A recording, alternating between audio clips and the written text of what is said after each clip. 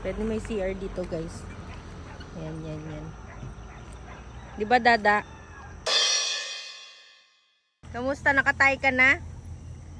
Ano ba yan? Di ka muna kumakatok. So, hello, guys. Highly recommended to dito sa Santa Fe na kapag gusto nyong mag-stop over tapos nadatnan kayo ng wiwi, pwede kayo dito. Tapos ano pa, maganda kasi ano, may sea of clouds pa. Ayan. Ito, pwede may CR dito, guys.